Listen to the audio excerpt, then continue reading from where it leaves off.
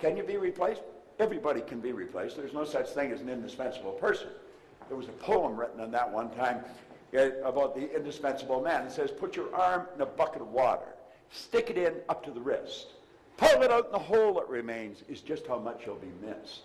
Stir it all you want as you enter, stir up the water galore, but take it out and in no time it'll be much the same as before. Now the idea is that we can all be replaced. There's no one that's indispensable. But there's some people that are very hard to replace. They're the ones that earn a lot of money. Can you earn a lot of money? Absolutely. I used to have a hard time finding a job. I probably had as many jobs as everybody on this side of the room. I was not a good employee. I was a bad employee. There was 3 different places that I only lasted for an hour, and I got fired. I was getting good at it. You know, 1 hour. How do you keep a job for an hour? Well, I could tell you because I did it. But I had all kinds of jobs.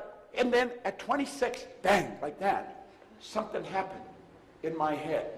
Now, I'm going to spend the next 90 minutes or so telling you what happened. And I'll tell you something else. I'm going to show you what you have to do if you bought that program to make it work. And I'm going to show you what to do if you haven't bought the program, why you should buy the damn thing, and put it to work. Because I have many, many sources of income. Way back around 1990, I was on a flight to Kuala Lumpur from Toronto. It's 25 hours in the air from Toronto to KL. If you go any further, you're coming back. It's as far as you can go, all right? Now, I play a game. I'll show you. Something tells me to tell you again.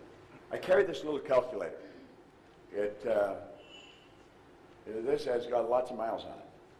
So I'll take it, and I reduce everything to the ridiculous. I'll hit 1, 2, 3, 4, 5, 6.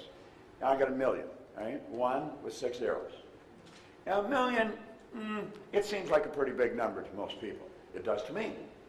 And I play with numbers all the time. A million. So what do? Well, rather than choke on it or throw it away, let's break it down. So I'm going to divide the million now by 12, because there's 12 months in a year. See, you can't think time and money at the same time, so I'm just going to think money. I'm just going to think money. Now, I realize I got to do this 12 times. I don't have to do it once. Now I'm down to 83,333. Now, that's a lot less than a million. But it's still quite a bit, because now I got to do it every month. So I take that, and I divide that by 4.3, because there's 4.3 weeks in a month. Now I'm down to 19,379. But I got to do that every week. That seems like quite a bit. I'll divide that by 2. I'm reducing it to the ridiculous. Now I'm down to 9,689. Okay? It's still quite a bit. If I got to do that between Monday and Wednesday, and again between Wednesday and Monday. I think I'll divide that now by 86. And you say, why 86? I just arbitrarily picked it. I could have picked 68. All right? Now, I'm down now to $112.67. Okay? Let me ask you a question, Tina. If I could show you a simple way that you could earn $1,112.67 twice a week. Now think of what I'm saying. I got this down to $112.67. If I could show you how to earn $1,112.67 twice a week, would you give me the 112 and keep the 1,000? I'm going to show you how to earn $1,112.67. You're not going to have to work very hard. It's not too much effort. Would you give me the 112 and keep the 1,000? I think you would too. Now, you see, I don't have to think of how to earn $1 million anymore. I just have to think, what the hell can I get Tina doing to earn $1,112.67 twice a week? And when I've got that figured out, if she'll do it, 85 other people will do it, I get $1 million coming in. And all I've done is think. Is that a good idea? Yeah. Well, that's what he was talking about. This is it. Don't complicate it. You've got to keep it simple. Keep it really simple. Well, I was doing that on the plane, going to Malaysia. And then I wrote the million on top of a sheet of paper, 1 and 6 zeros. So I either work with words or numbers. And I thought, I'd earned $1 million back in the 60s. And somebody says, how'd you earn it? I earned it cleaning floors. I don't think it matters what you do. It's how you do it. And I got thinking, what's so different about people that are, so I thought of a few people I knew had earned $1 million, and I started to write their names down, and then I started to get excited about it because I figured it out. They don't have one source of income. He said multiple systems. I called it multiple sources. Bob Allen picked it up and called it multiple streams. But I was on the plane, and I got excited. When I got off the plane, I didn't pay any attention what time it was in America. I phoned Mark Victor Hansen down in Newport Beach, and I said, Mark, I got an idea. Let's teach people to earn $1 million. We'll put on a program last week. So anyway, he phoned Jack Canfield, and then we phoned Lee Poulos up in Vancouver. Yeah, we got a group of us together, and we did this 7 or 8 times. We all had our own companies, so we quit doing it and started doing our own thing again. And that's where the Chicken Soup for the Soul books came from. Now, you know, I remember, it doesn't even matter if you're in the business, Hansen has this idea. He said, you know, we're going to write a book, and some girl over in Philadelphia said you should call it Chicken Soup for the Soul. And Jack came and says, Proctor, you got a lot of stories, give me some stories. And then Hansen said, we're going to sell 50 million of these by the turn of the century. And I'm thinking, you know, he's really smoking something. If you sell 1 million books, you're on fire. 50 million. Well, they didn't sell 50 million. They sold 74 million. They've sold over 100 million. Then they sold out to Disney for millions of dollars. It was just an idea. They didn't do anything. They didn't write the books. Somebody else wrote the books. They sent in the stories. Now, eventually, they started to pay them for the stories, but they never paid them for the stories in the first books. You see? Multiple streams. See, if you start thinking, that's what most people don't do. I spent 5 years working with Earl Nightingale. He said if most people said what they were thinking, they would be speechless. And I'm inclined to agree with him. You know, there was a great educator down in Kentucky, Dr. Ken McFarland. He said 2% of the people think, 3% think they think, and he said 95% would actually rather die than think. Now, you sit there and you say, well, everybody thinks. No, they don't. Start listening to the conversations that are going on. Listen, just in the restaurant. Listen to the people at the next table. It's obvious they're not thinking. They'd never say what they're saying. Stand back and watch what they're doing. They would never do what they're doing if they're thinking. There's people come in here and they'll say, that is one hell of a good idea. And they'll go home and start doing the same thing they did before. They won't act on it. You tell me they're on the internet. And I said, okay. Now, in every seminar, all kinds of people come up and they give you an idea. What they really want me to do is execute their idea. That's pretty common. At any rate, we put the idea together. I might have spent 2 days. But I didn't do it in 2 days. It would be a few minutes here and a few minutes there. But probably 2 days in the last year, and it has done $1 million in business. Simple idea, but it was done on the internet. Now, do you know, some of you are looking at what Sean was showing you, and you're thinking, there's got to be more to it. Well, he gave you in there. He pointed out that he didn't know how to do most of the things that he was doing. Did you remember that? Do you know, Andrew Carnegie talked to Napoleon Hill, and he mentored him, and he said the accumulation of great wealth calls for power. And power is acquired through highly organized and intelligently directed specialized knowledge. Now, you've got to admit, what he was talking about was highly organized and intelligently directed specialized knowledge. How many would agree with that? Okay, let me repeat what he said because there's a tag to it. He said the accumulation of great wealth calls for power, and power is acquired through highly organized and intelligently directed specialized knowledge. But the person who accumulates the wealth does not have to be the one that has the knowledge. Now, I have earned millions of dollars. I went to high school for 3 months. They asked me to leave. I was not at all disappointed. In fact, I was probably happier than they were. I never went back to school. I had absolutely no business experience, and yet my whole life changed on a dime. You see, what you have to do is you got to make a decision. Now, some of you, how many of you have been listening to CDs and, going to seminars for a long time, and you're a little frustrated because it just isn't clicking for you? How many fall into that category? Wait a minute. We got to get honest here. How many can hold their arm above their shoulder? Let me see. All right, get the other arm up. Sean, you get the wallets, all right? Now, let's try this again. How many of you have been studying personal growth, entrepreneurial skills, and that for a while, but it just isn't clicking yet? You haven't made your fortune. Let's see a show. Now, you see there was more hands went up that time. Let's try this one more time. How many of you have been studying this kind of material for some time, but you just haven't cashed in yet? Let me see a show of hands. Now, you see, there's more hands go up. One of the first rules is you got to get honest with yourself. See, until I get honest with myself, I was screwing up every turn of the road. I was unhappy, I was sick, I was broke. When I got honest with myself, everything started to change. Now, what is the main thing? Well, let's think about it for a moment. Here's the main thing right here. You get one bite at the apple.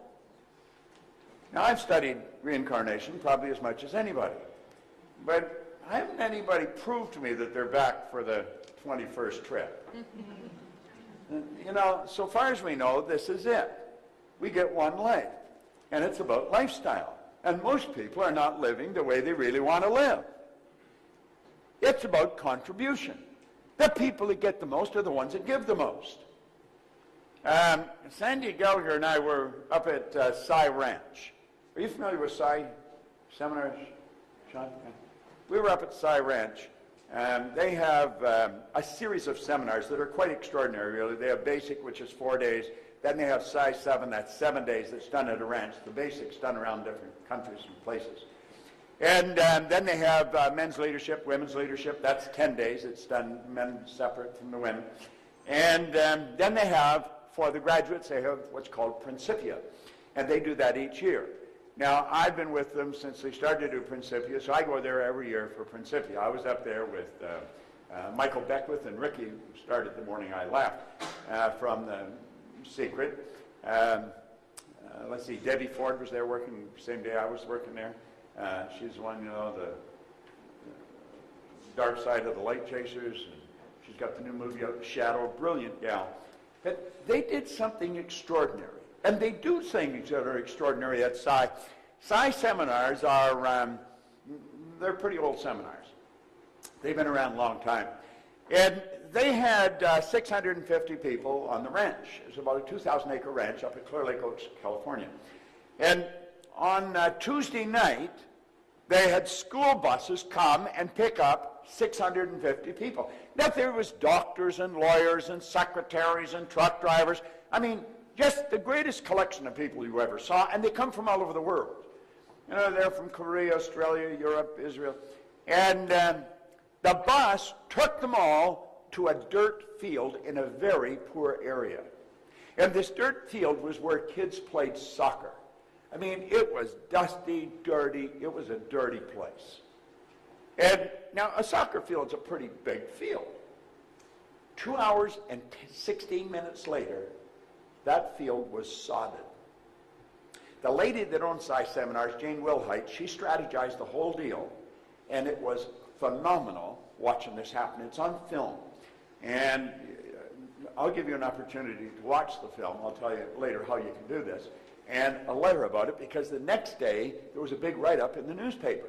I mean, this was pretty incredible to sod a field in 2 hours and 16 minutes, and it was all volunteers. There's the doctor working next to the secretary and so on. And that whole place was done. Now, I want you to imagine the next morning when these poor little kids come running back to school and the whole field's carpeted with nice green grass.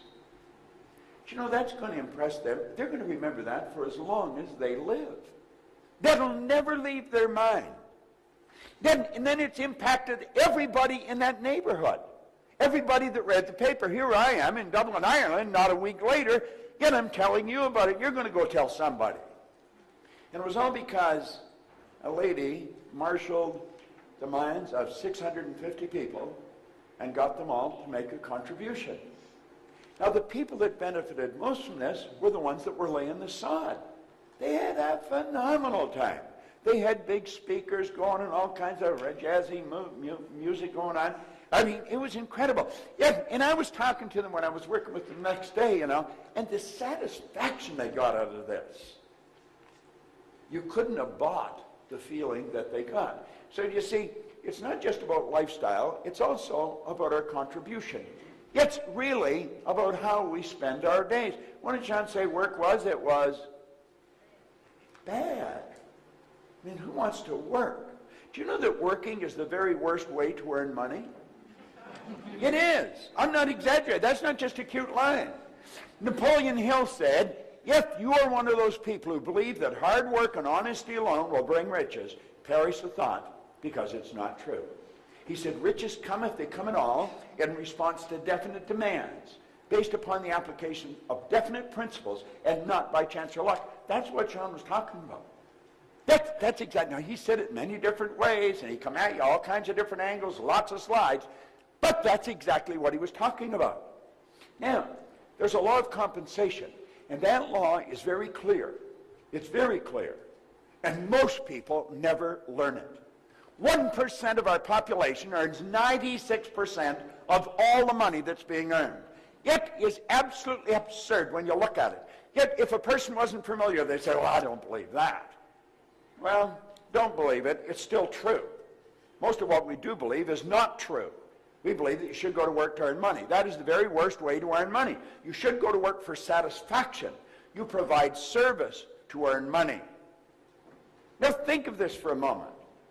The law of compensation says the amount of money you earn will always be in exact ratio to the need for what you do, your ability to do it, and the difficulty there is in replacing you. Now, let's start doing the same thing they did before. They won't act on it. You tell me they're thinking?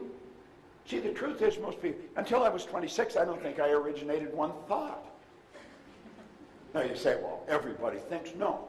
Don't confuse mental activity with thinking. There's a big difference. You've got 5 senses. They're like antennae sticking out of your conscious mind. And your consciousness is picking up just an enormous amount of information. Just whoo! It's flying into our consciousness. So the mind's always busy. Usually doing nothing. Take a look at the results most people get. If you're having a money problem today, you were probably having a money problem a year ago. If you're having relationships problems today, you probably were a year ago. Most people, their life doesn't change. You go right from the cradle to the casket, and they never really make it happen. You know, when their heart stops beating, it's a formality. They never really lived. Now, listen, I've studied this longer than most of you have been living. And I'm a pretty curious guy, and I'm pretty observant. And that's exactly what happens. Now, I'm going to show you something about this program later on. This is Begin Thinking into Results. Now, you get a flyer on it there, and I think it's 800 and some euros. I'm going to change that to 395 euros. I'm not going to change it again. If you come and say, could I get it for 295? The answer is no. It's 395. That program will change your life faster than anything. Now, if you really want a winning combination, get that, go buy that system, and then go home. And if you turn your television off, quit talking to anybody, just listen to what they're saying. Get into all their tutorials. Study everything they've got. Set a goal that you're going to pick up €1 million in a year. And your whole project, it might take you a year to figure it out. It might take you a year to get really sharp. Like I saw him bring that girl up here and you got 12 love steps. Well, I wouldn't know how to do that. I've been screwing around with one of these computers for a long time. But you know something? I don't have to know that. None of the girl that come up here, he knew how to do it. He didn't even know how to do it. Probably somebody else showed him how to do it. No, this is real. I'm telling you. Becoming wealthy is so simple, it's a sin that most people don't do it. Now look at this for a moment. What's preventing most people from earning the amount of money they want to earn? I was sitting back at the back, and I said to Pat, I said, you know, what he's up there talking about is so real. It is so real. How many know Frank Kern? Or how many know his name? I know his name. Well, he's a bit of a giant in this business. Would you agree with that, John? And, he's like the patron saint of earning money on the internet.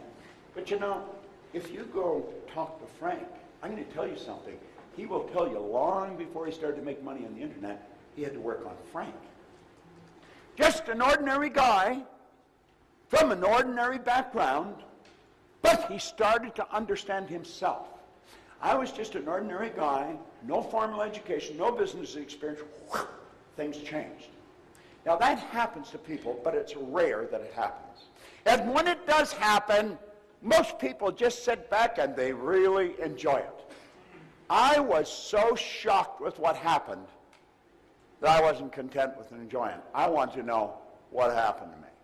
What happened? See, I wasn't supposed to be earning a lot of money, and I was earning a lot of money. I've been raised to believe that you got to be really smart if you're going to earn a lot of money.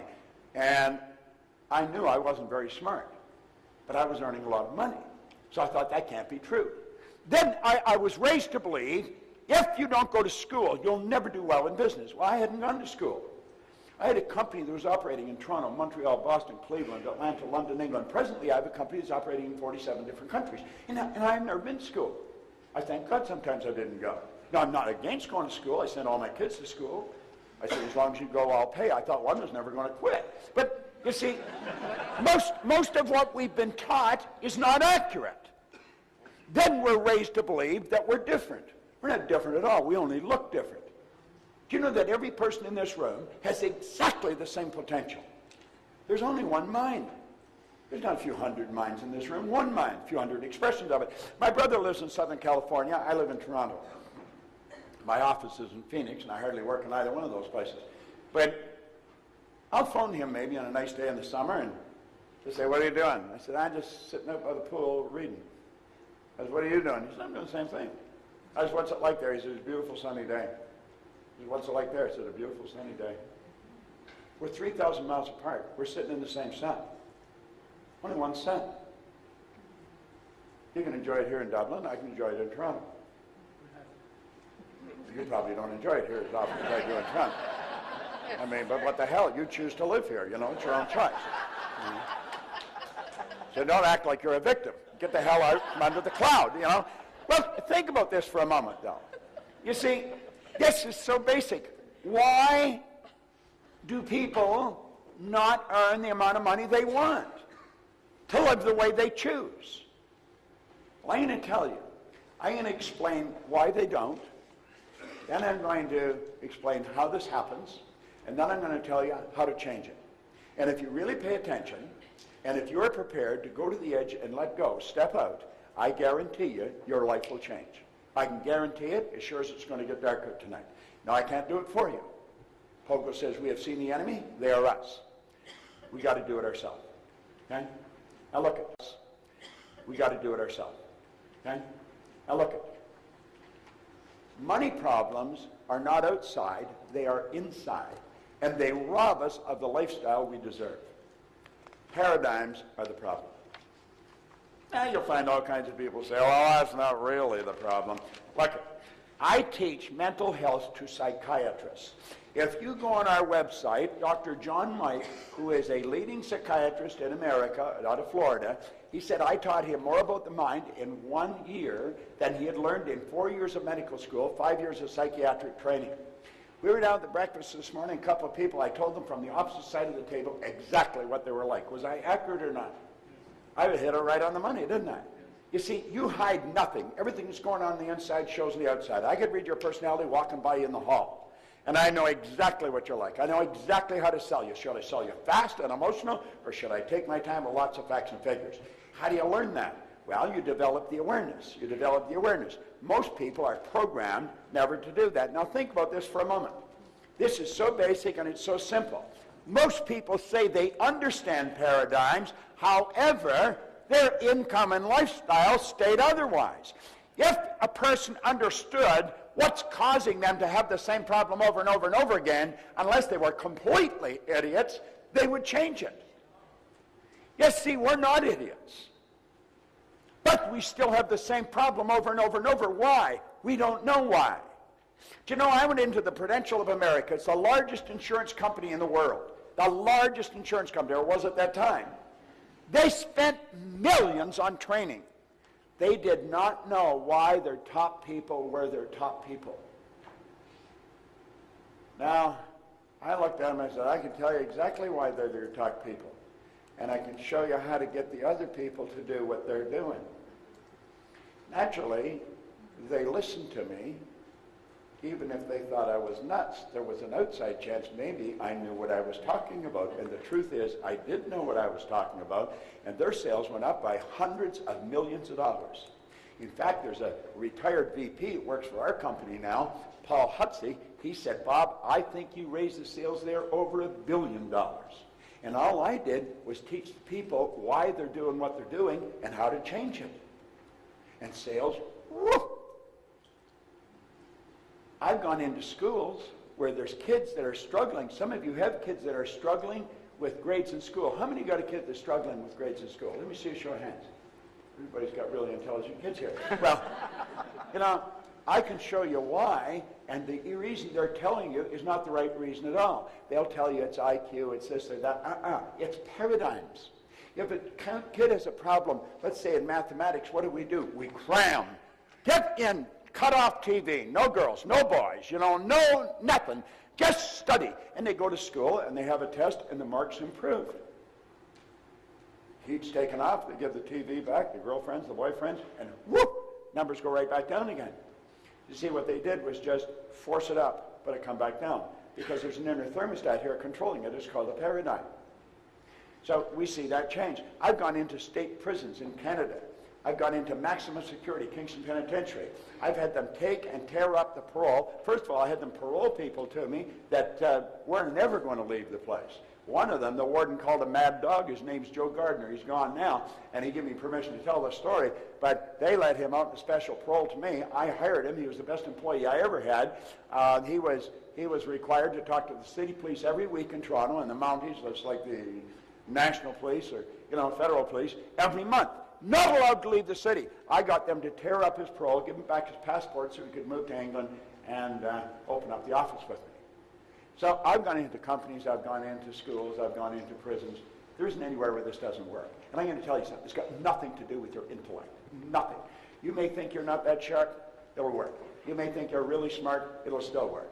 And probably if you think you're not that smart, it'll be easier. All right? Now, look, I want you to think about this. What are paradigms? Paradigms are nothing but a multitude of habits. That's really what they are. A multitude of habits. And they're other people's habits that are passed on from one generation to the next. Why do you think you're so much like your relatives? Why do you think you even look like them? Why do you think you like the same food they like? Did you decide? I was holding a little baby up the front here, 12 days old. That baby's being programmed right now. I was telling them, I said, you could teach this baby to read now. Did you know that? And they said, no, we don't know it. Well, if you don't know it, you probably won't do it.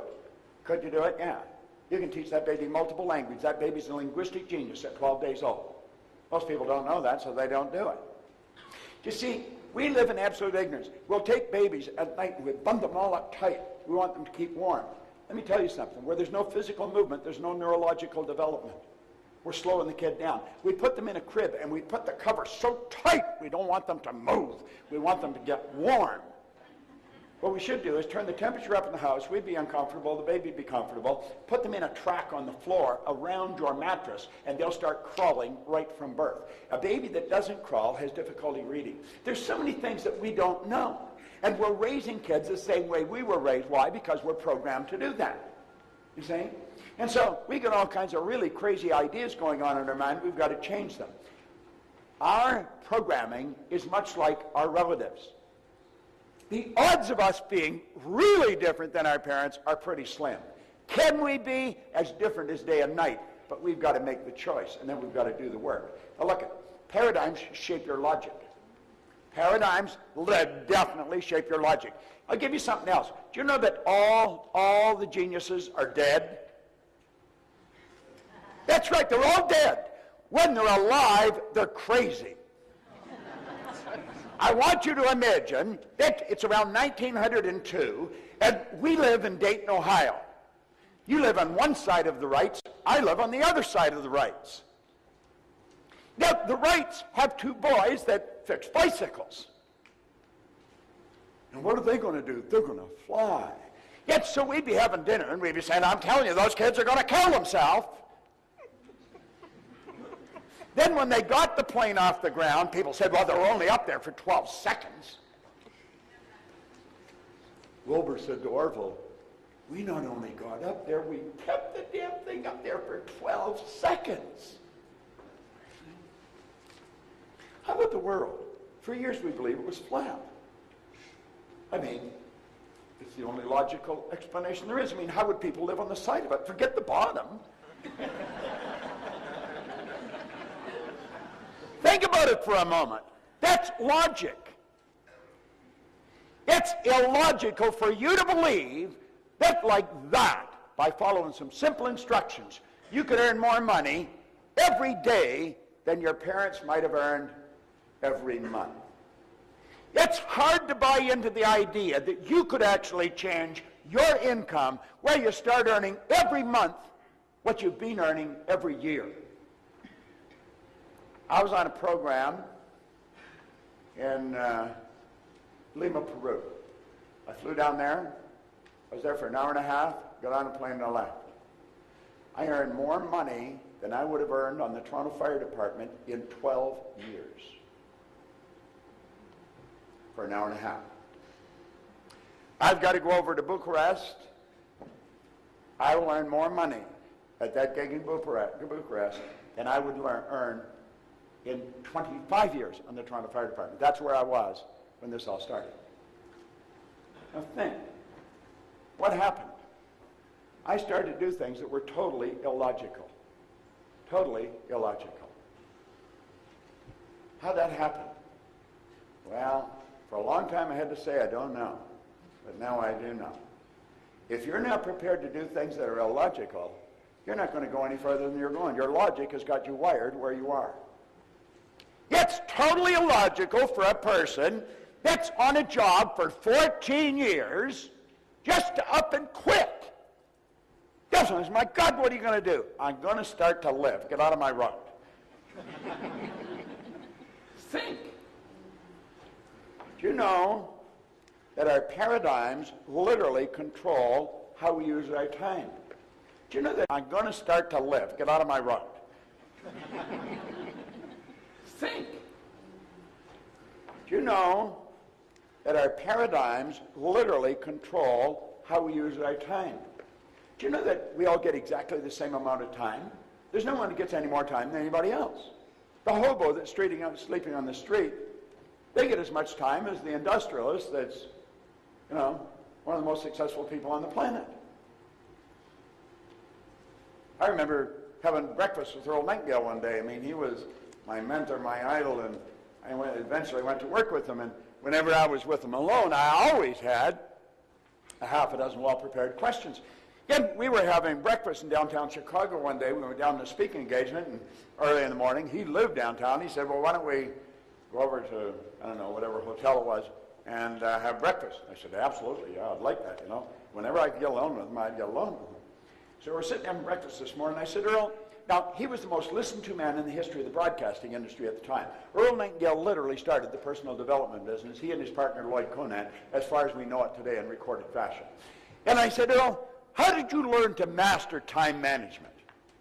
I could still hear his fork hitting the plate. And he looked at me and said, what are you talking about? He said, I never mastered time management. Nobody masters time management. He said, time can't be managed. He said, I merely manage activities. He said, I just keep a sheet of paper and I write things I have to do on them, and then I do them.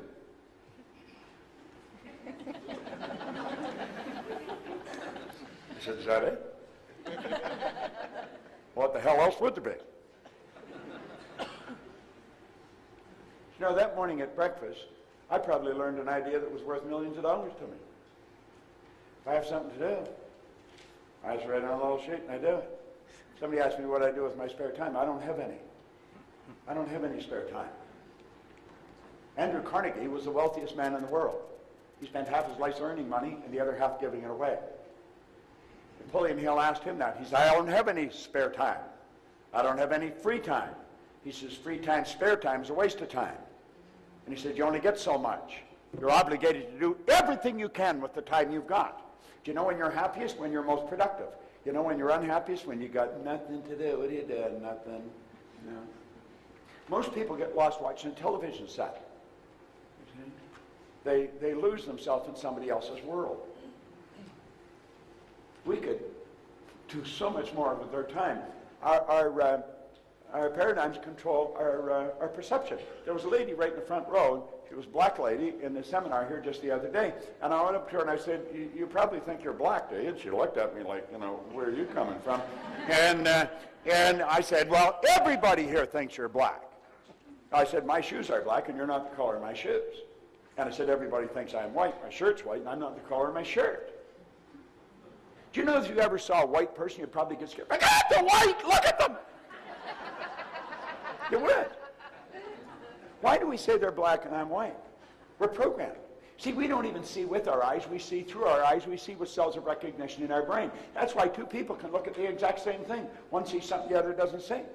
Somebody see what Sean was explaining and see, my God, this is phenomenal. And I'm going to make a decision.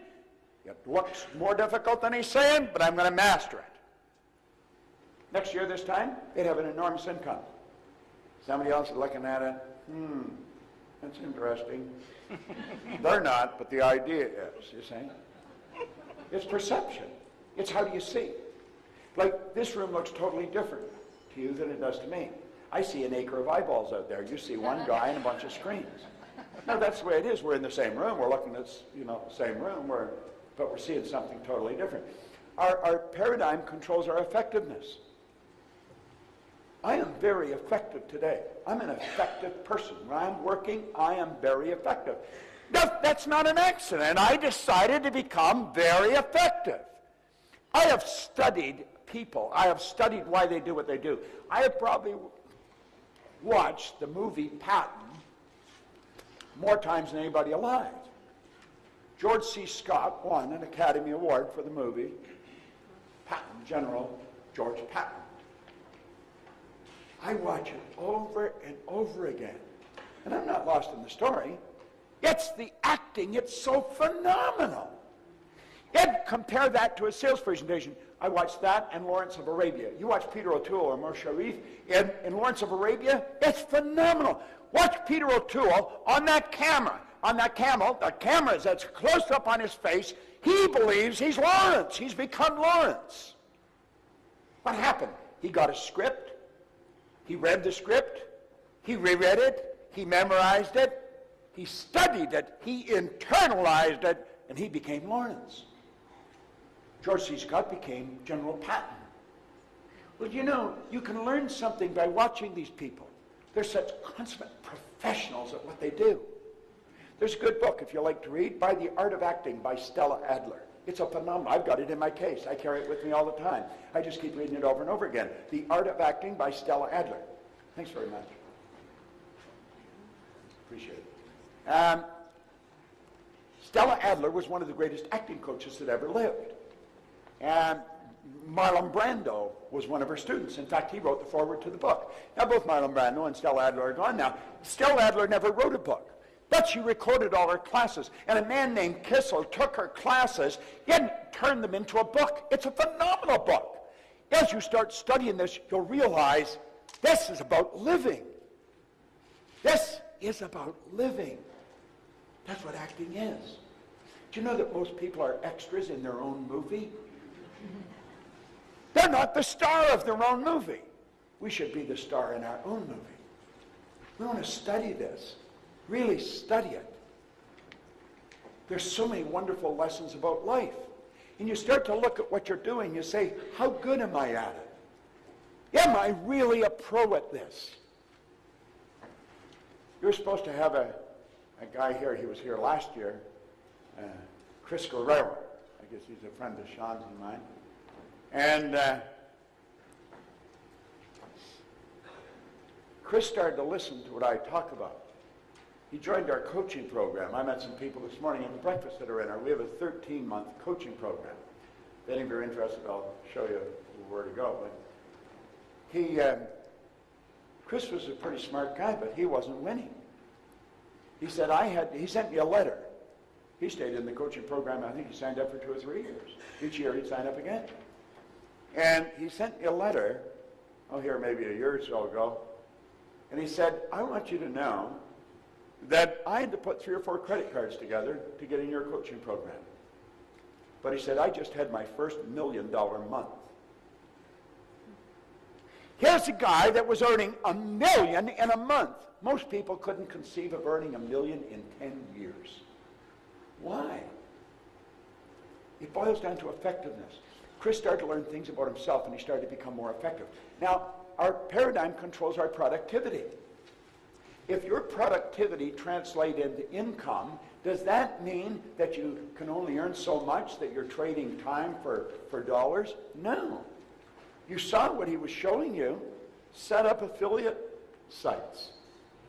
Sell stuff for other people without ever even talking to them, and they mail you checks. You know, the postman should never pass your door without leaving you a check. See, we can do this. Now, when I first started to study this, if somebody had suggested this to me, I thought, this guy's smoking something. You know, he's got shiny shoes and a fast time, but it doesn't work. But see, the truth is, it does work. I found that some of the most brilliant people in the world are broke. Yeah, and I've also found people that are functionally illiterate, that could neither read nor write, are worth millions. Now, of course, there's some brilliant people that are worth millions, and some people that are functionally illiterate that don't know enough to come in out of the rain. But the bottom line is, most of the things that we believe about our ability to earn money are so far from the truth that it's ridiculous.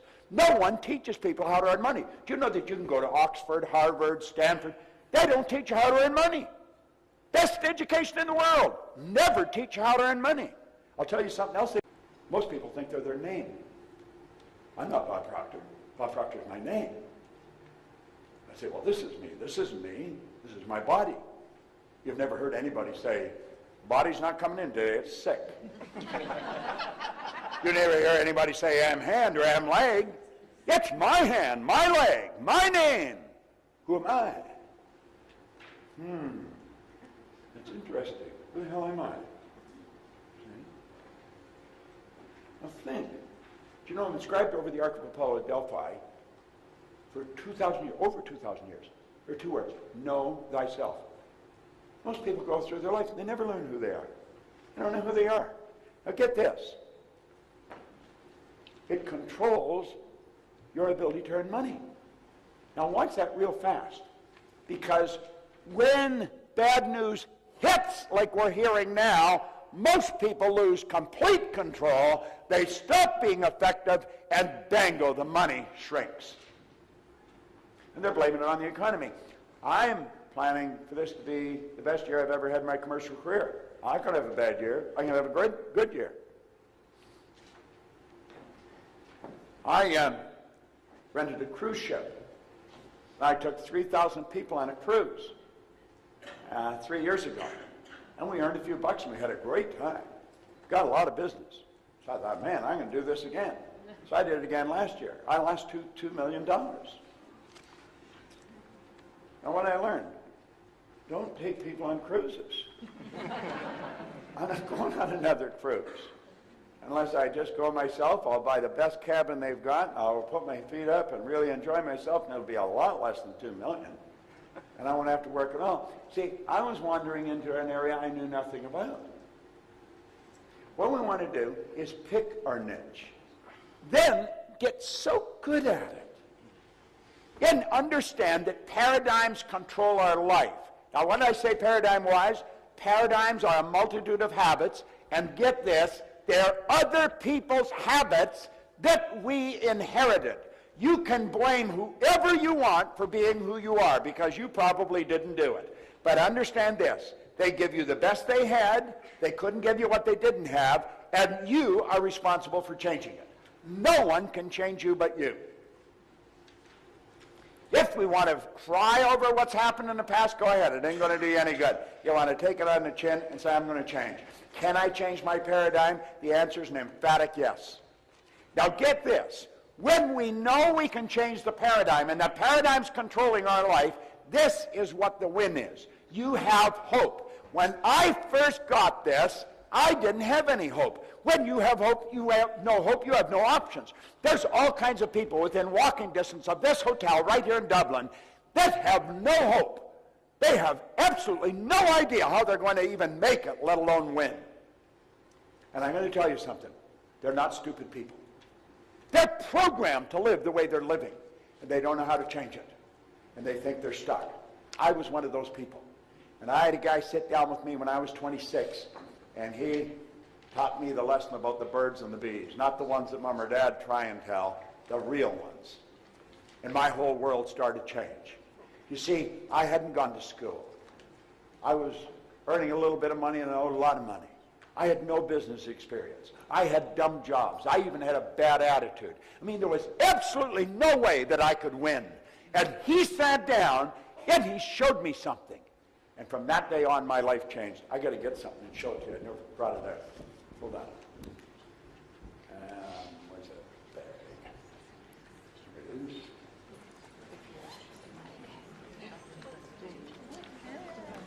What do you think?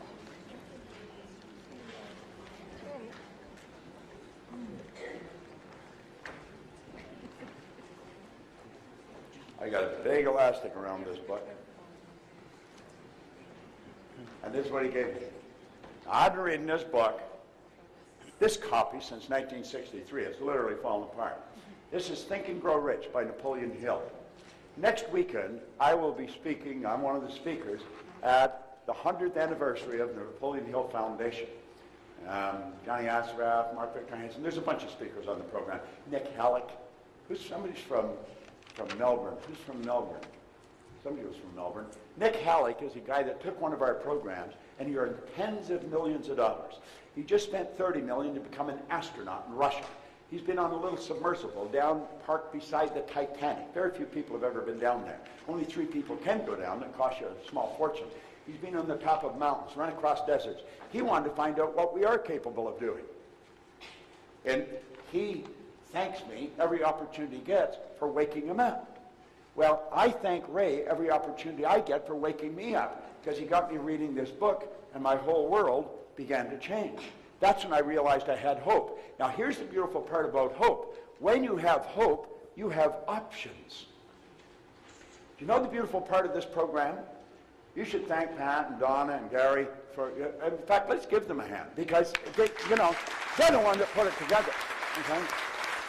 Now think of this. What this program is doing over 2 or 3 days, it's making you aware of options. You have so many options. We're creative beings. We're capable of doing great things. And most people don't. Now there, you can't see the red very well. My heart. I'll tell you a true story. I read that book. I set a goal of having $25,000. He said, write what you want in a card. I've got cards for everybody. If you haven't got one, you can get one in the back of the room. A gold card. Put it in a plastic sleeve so you can carry it loose in your purse or your pocket. I had $25,000. That's what I wanted. I didn't even know anyone with $25,000. I was on the fire department. We'd had to sell the trucks to come up with that kind of money. But that was the goal. Well, I started to think about earning money, and I quit thinking about debt. If your goal is to get out of debt, you're going to stay in debt forever. You say, but my goal is to get out of debt. I don't care. I don't care if it's get out or get in. If you're thinking debt, you're going to attract debt. You've got to set up an automatic debt repayment program so you don't even think about it, and it's looked after, and then start thinking about prosperity or wealth. So I had this goal of $25,000. I started to think, somebody said, there's good money cleaning floors. I said, I'm not proud, I'll clean floors. So I scratched around. I got somebody to lend me $982, is what I needed, to buy an old floor machine, some buckets and mops, and I got one office to clean. Canada starts on Comstock Road in Toronto. I washed the floor twice a month, $15 a time.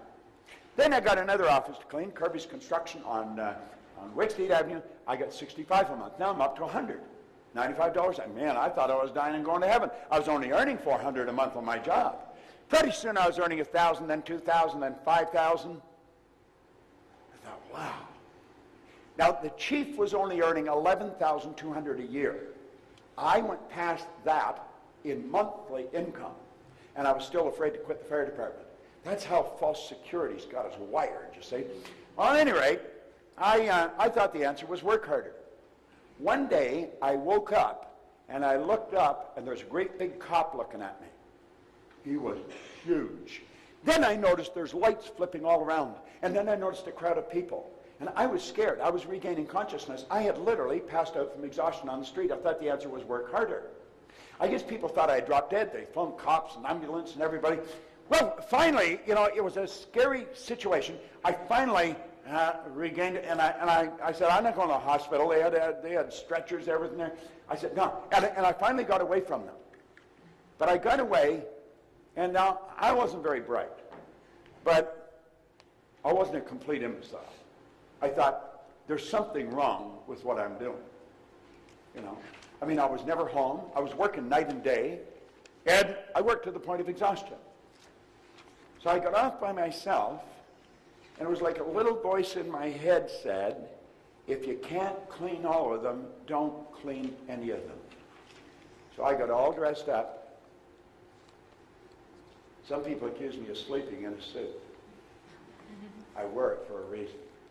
I didn't want to clean the offices. Now, I'd call around and check on people at night. They wouldn't expect me to help them if I was all dressed up. I knew they were tired because I had cleaned offices. I got tired. So I'd bring them coffee and donuts or something, then I'd go and check on somebody else. And in less than 5 years, I went from just cleaning offices in Toronto to Montreal, Boston, Cleveland, Atlanta, London, England.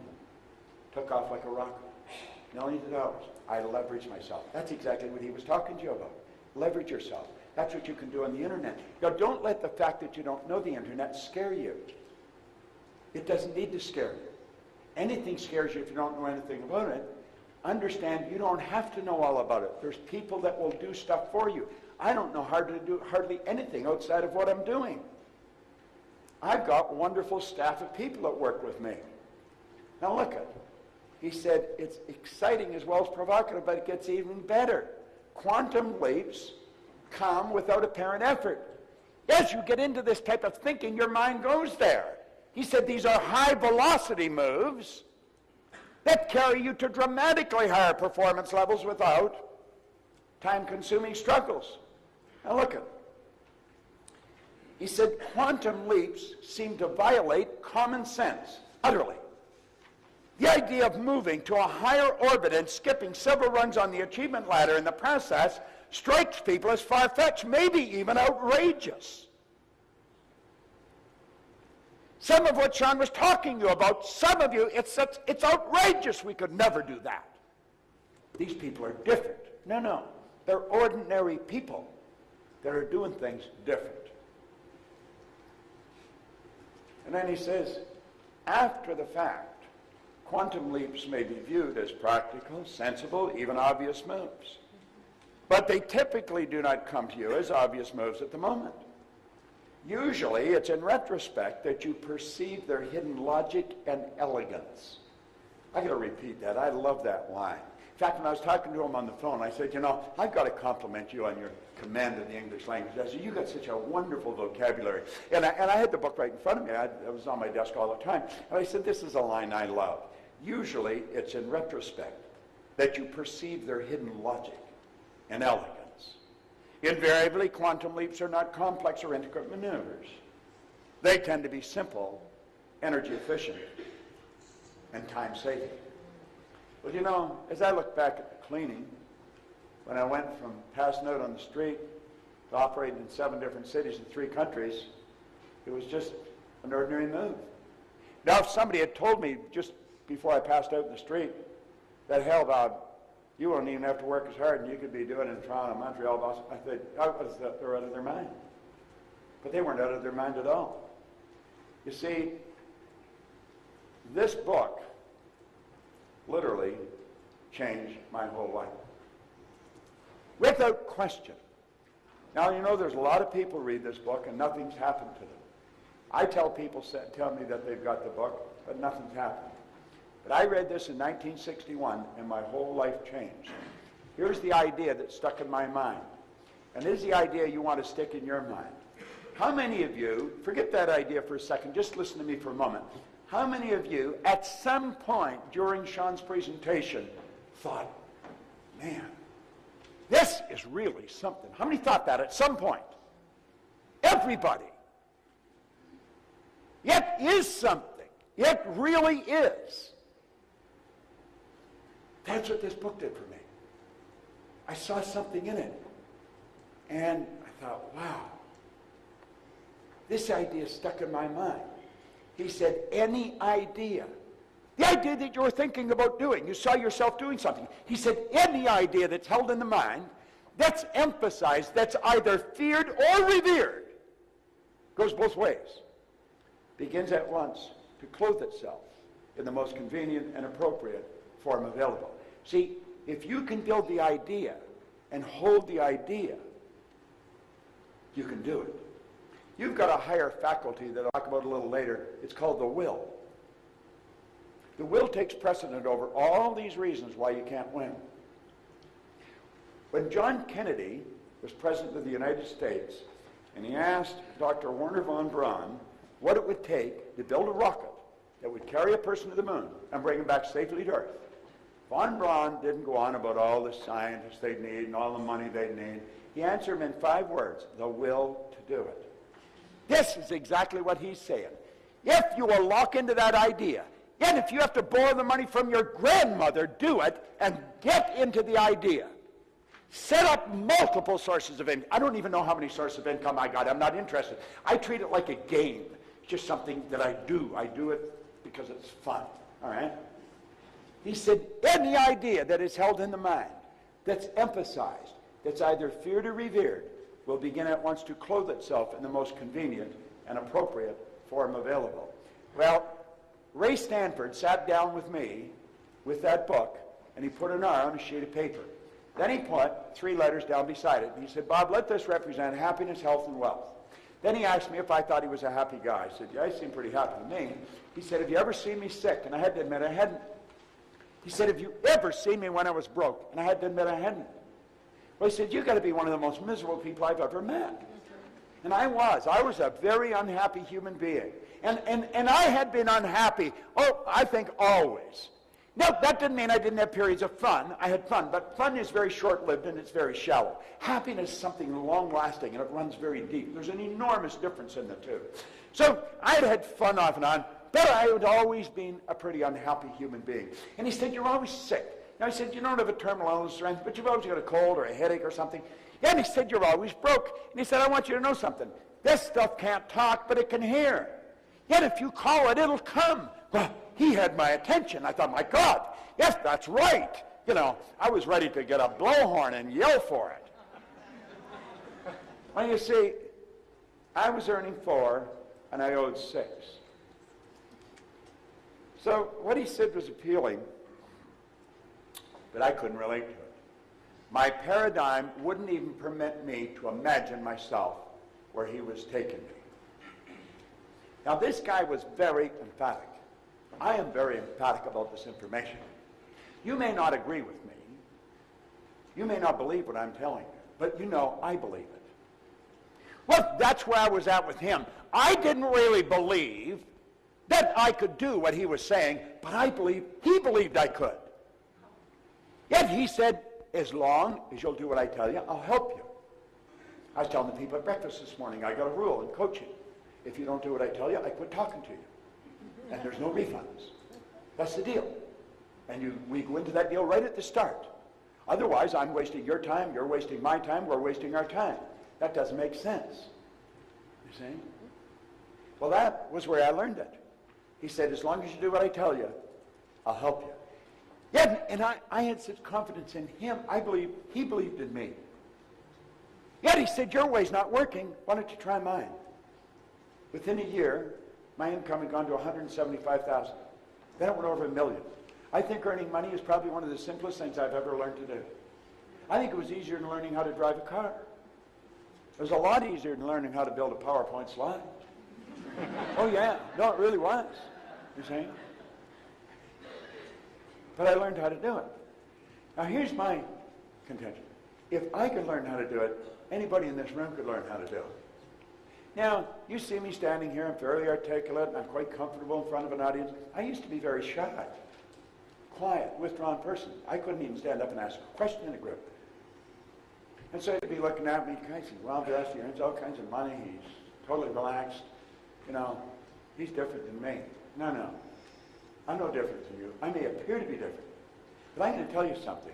I would have never even been in this room. I wouldn't have even had enough awareness to come to something like this. I'd have never believed I could learn how to do anything like this.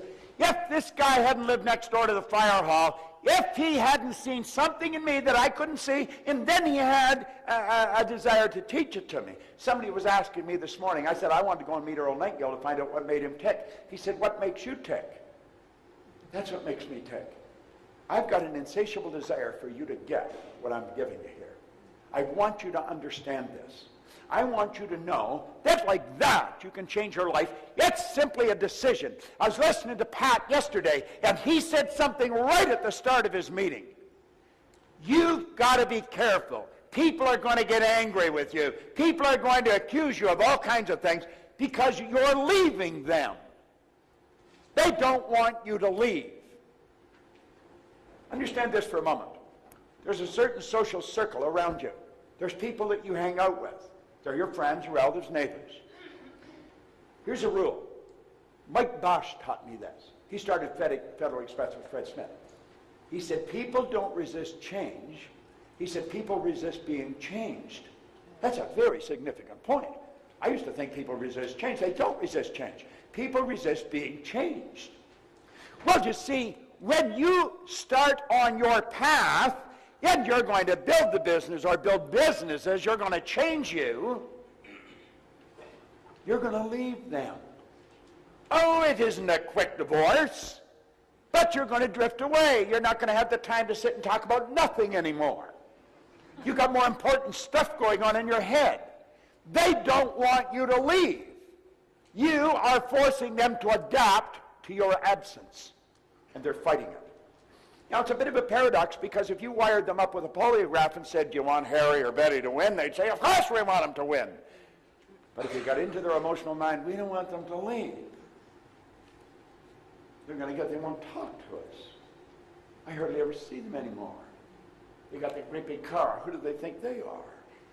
What the hell do you expect them to do with the money? Bury it in the yard or something? Okay? They don't think. Well, that's what happened. My life changed. I immediately began following Napoleon Hill's teaching. I am a dyed-in-the-wool convert. And I decided, rather than copy the dummies, I was going to copy successful people.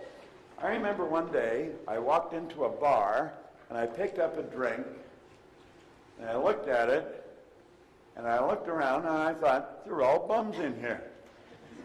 And they were. Then I thought, my God, I must be too. I'm always here. Then I put that glass back down, and I said, I am never coming back, and I'm never going to pick that up again. And I never did.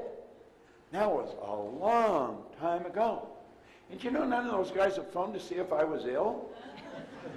I don't even think they know that I left.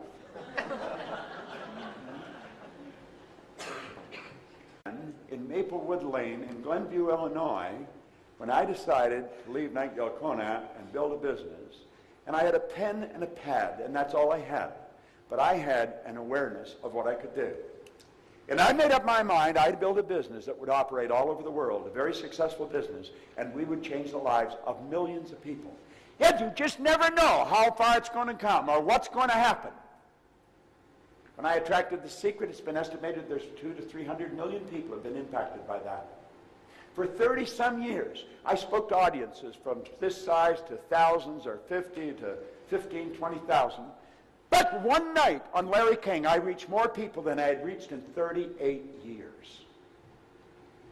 Just one day on Ellen, I reached more people than I had reached in 38 years. On Nightline, it took off like a rocket. And you know, it's a strange thing. I can ask for whatever I want now, and they'll pay me. It's true. Donna phoned and asked if I still believed in free speech.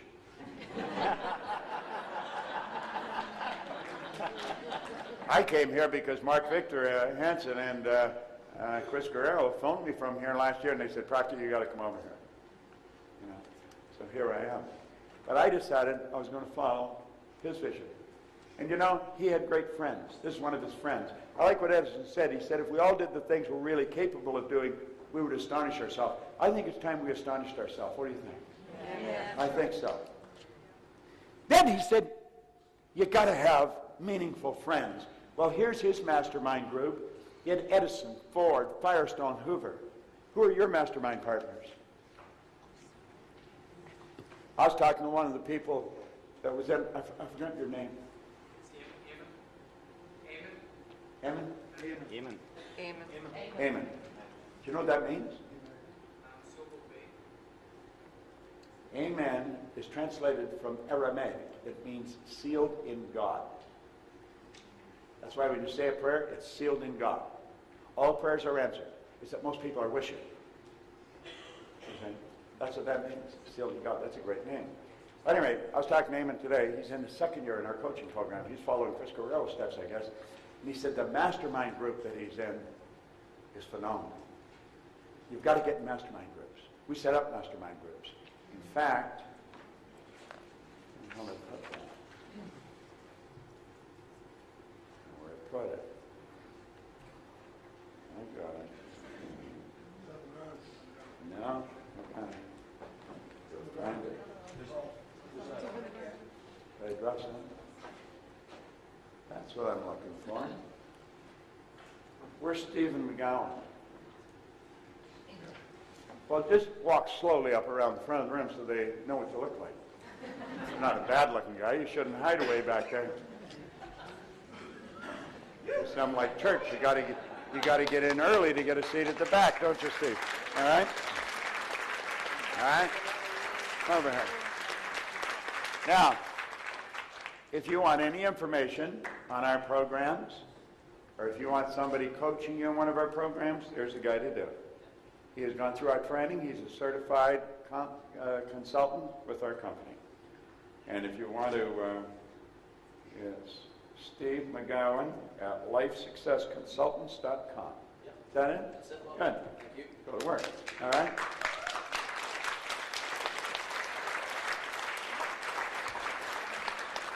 Now, he will help you set up a mastermind group. He'll show you how to run a mastermind group. And if you want to make headway, do that. Mark Victor Hansen and I have been mastermind partners for over 25 years. I don't know what he's earned on it, but I have earned millions of dollars in my relationship with him, and I think he'd be quick to tell you that he has with me. I can just think of a couple of ventures where we both earned a few million, and we didn't really do very much. But it was the association of bringing the minds together, and that's what happens. That's what masterminding really does. Now, Dr. J.B. Rhine said the mind is the greatest power in all of creation. You know, being featured in The Secret was nothing but a direct result. First of all, that was an attraction. I attracted that. A lot of people think I made The Secret. I didn't make The Secret. I got a message on my cell phone, and I recognized it. I thought it was an Aussie number, and I thought the woman's name was Glenda, but it was a garbled message. And you know how you hit hash or pound, and you don't delete the message, but you don't get it. And you're busy, and so I had a layover of a couple hours in an airport, and so I started to clean up my phone. Gina Hayden, who's worked with me for 25 years, I phoned her. I said, Gina, phone these numbers. I think this one. I think her name's Glenda. I think, and she said something about a film, but I don't know what it was. And I've had the thing for probably a month. So she phoned me back, and she says, no, she says, you're right. It was Glenda, and it was an Aussie number. There's a film crew in from Melbourne, and they're shooting a film, and they really wanted you in it, but they can't get you. They can't find you. And they're going back to Australia next week, and they're shooting in Aspen all weekend. This is on a Thursday. And Gina says, isn't that funny? Bob's doing a seminar in Aspen all weekend. So here I am right next door to them. I was all dressed up to go to work, and I just walked in, sat down in front of the camera, and then I walked away with millions of dollars. They think that's an accident? There are no accidents. There are no accidents. But you see, I really believe that I got in that because of this particular record. You see? This when I started to study before some of you were born.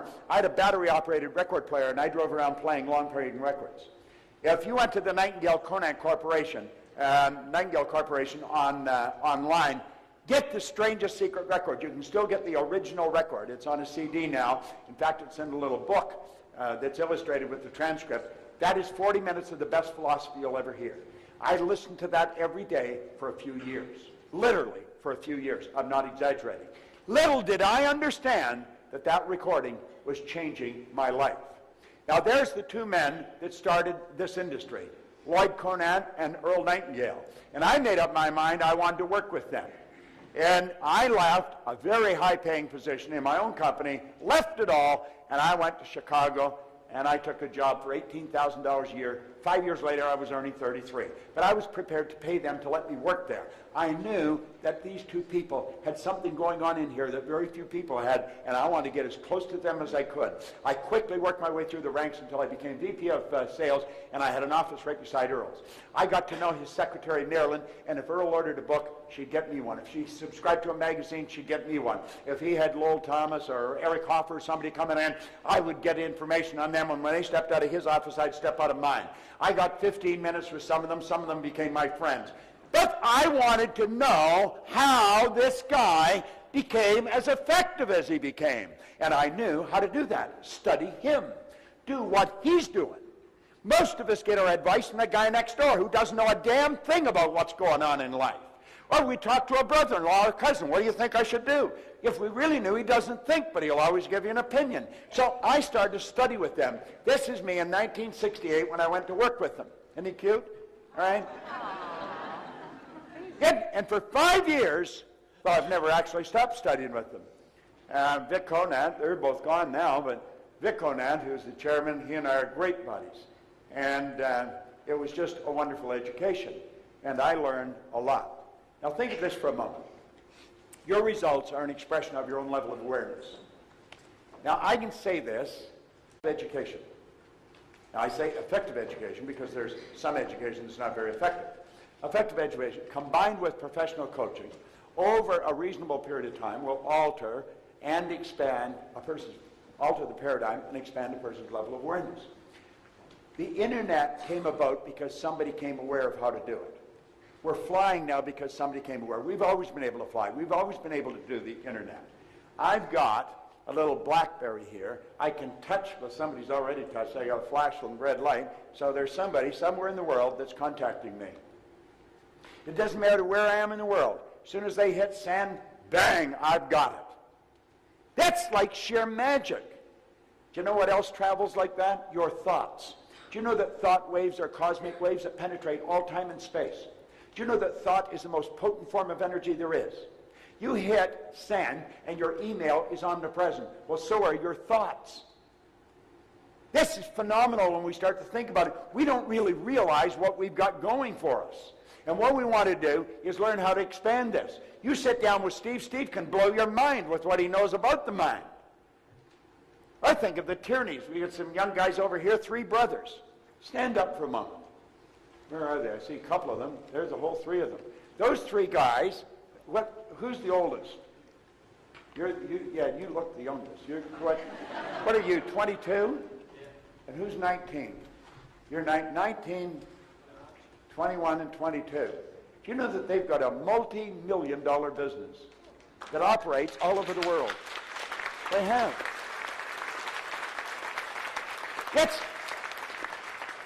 They come in to a special coaching program, cost $30-some thousand.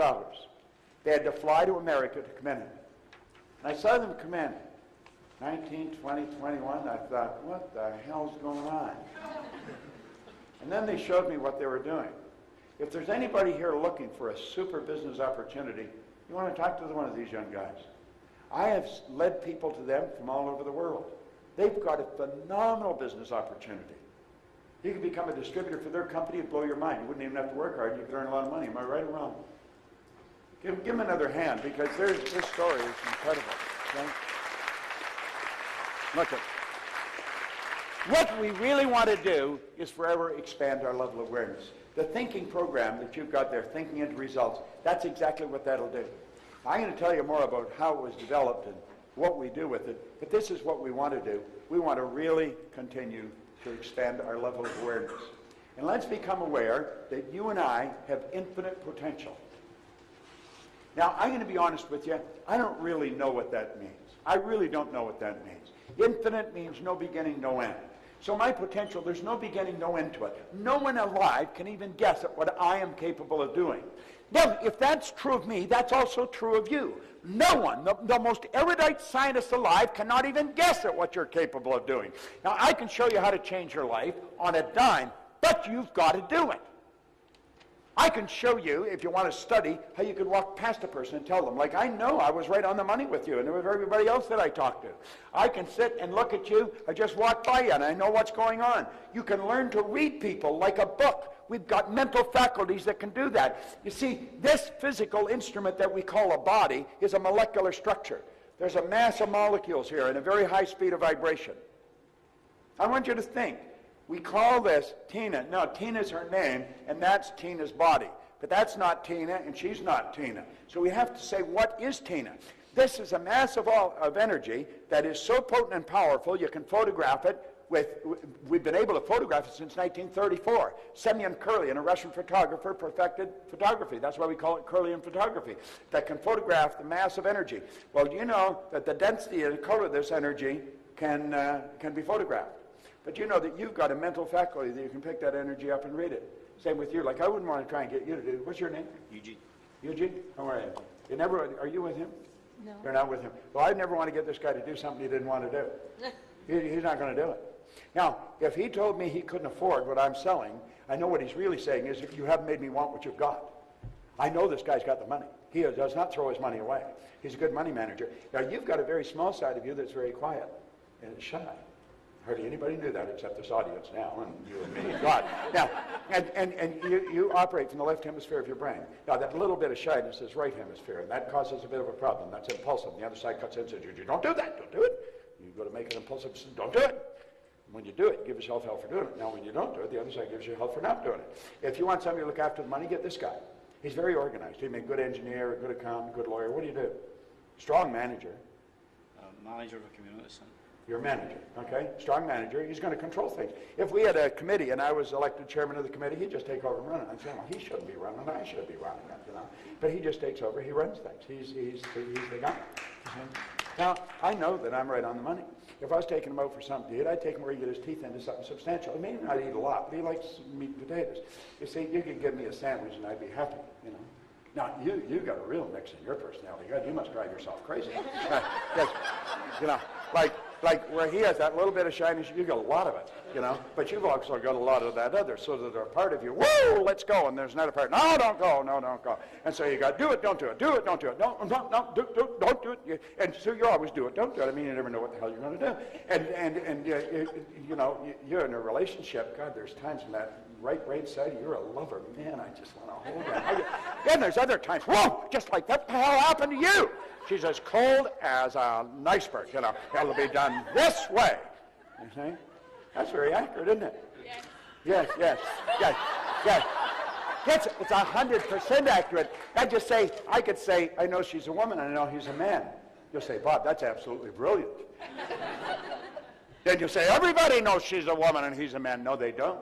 That little 12-day-old baby that I held doesn't know the difference between the male personality and the male body and the female personality and the female body. They don't know the difference. They have to develop the awareness of the difference in gender. The problem is, at a very early age, we put a cap on awareness, and then we want you to know that 2 plus 2 equals 4, and 4 plus 4 equals 8. And we're so much at the intellect that we got people wandering around with a ton of knowledge in their head, and they don't know how to do anything. You didn't even know how to handle that part of yourself, because you have conflicts going in there all the time. You're very good at things that are totally unrelated. You have a bitch of a time deciding what you want to do. You should do them all. You see, the one side of you is very creative, very expressive, and very sensitive, and the other side is very linear, like a good lawyer, accountant, engineer, you know, just totally different. You say, my God, how does I can read it in their face. I can just feel it right now. So thinking, how's he doing this? Well, I just look at you. I feel it. I just walk by. I could feel that in the dark. If I shook hands with you, I'd be able to do it. Why? Because everything about you tells that. You'll say, my God, you're psychic. Everybody's psychic. Understand what psyche is? Psyche isn't some funny word. Psyche is a Greek word for mind. You develop your mental faculties, you're going to develop your ability to do this. That's your intuitive factor. Everybody's got an intuitive factor. The intuitive factor is what picks up vibration. You pick up another person's vibration. It's going on all the time. You pick up the phone to phone somebody and they're on the other end. You say, oh my God, I just got to phone you. What a coincidence. No, it wasn't it at all. You just picked up the energy. They're phoning you, want to talk to you, you got it, you didn't argue with it, you picked up the phone, and they're there. You know, you'd be sitting in a restaurant, you're going to order something to eat. The other person's sitting there, there's about 3,000 things on the menu, and they order what you're thinking of. You think, how the hell did that happen, you know? That's called thought transference. You see, that's just sending messages through the medium of the molecule. That's what we do with these pictures. When I was a little boy, I saw my first television set. It was at the corner of the street in Toronto, Knapman's radio station. Mr. Knapman fixed radios. We used to listen to the radio. We used to watch the radio. We didn't just listen to the damn thing, we watched it. Listen, this is true. Some of you are old enough to remember this. You'd have a nice big Stromberg Carlson radio in a nice wooden case, stands up, put it in the corner, and all the furniture was placed so that you could look at the radio. What the hell's that about? I've got a sound system in my home. When I put a CD on, it follows me. It's all through the house.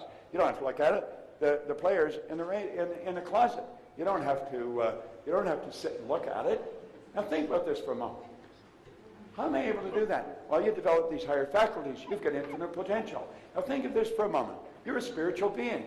Most people say, oh, I'm having a spiritual experience. Is that right? You're having a physical experience. You're a spiritual being. Yet you've been gifted with something no other form of life been gifted with, an intellect. Do you know that you and I are the only creature that's totally disoriented in their environment? All the other little creatures on the planet, they're totally at home in their environment. They blend in. We are totally disoriented in our environment. And some people stay that way all of their life. They're always disoriented. Why? Because we've been given the ability to create our own environment. John was talking about it, but I was stubborn, you see. I was persistent. I said, no, I'm going to master it. So now I make all my own PowerPoint slides. I have fun making them, and I change them, and I throw them out every now and then. I get used to it. And if you want to copy them, you can copy them. Copy everything I got. It doesn't really make any difference to me, because I'm a creative being. I just make more of whatever it is. You see, you and I have an intellect, and the intellect is what gives us dominion over. Let's take dominion over our own life to start off with. Now, we know that if we can learn how to control our emotions, we're controlling our vibration. See, this molecular structure is a mass of molecules and a high speed of vibration. The trick is control the vibration. The law of attraction is based on the law of vibration. You want to attract, you better get in the right vibration. All I have to do is mentally pick the picture. I'll get in the vibration and I'll attract whatever I have to attract. But so do you. Most people don't know how to control themselves. Your brain is an electronic switching station. You can activate brain cells. Now, your brain isn't your mind, and your brain won't think. You think with your brain, but it won't think. It's reportedly got Albert Einstein's brain in a jar in Jersey, but it's not doing anybody any good because Albert's not with it. Well, you have a brain, and you can use it, and you use it all to the vibration you're in. When you do that, you change where you're going. Now, we either are going to control our emotions with our intellect, or our emotions are going to be controlled from outside, and that's what controls most people. They're controlled by their outside world. She upset me. He made me so mad. If the crash came and I blew it all up. No. You attracted everything you got. Now look at it this way. There's the spiritual side, there's the intellect, and the physical. Now this is the beautiful part. Now, I want the person that had the idea of taking something that Sean was talking about and think, damn, I could do that. I could learn how to do that. Who said that? Who said that to themselves? Hold up your hand if you said that. Now, wait a minute. How many can hold their arm above your shoulder? Your arm's getting heavy again, I can tell. How many of you? I know I was sitting there and I did it. If I did it, I'm sure you did it. How many of you thought, damn, I could do that? How many thought that? Okay? Now, hold your arm. Leave your arm up there. I never told you to put it down yet. Okay. See, you leave your arm up. You don't have to leave your arm up. Say, go to hell. I'm going to put it down. All right. Look it.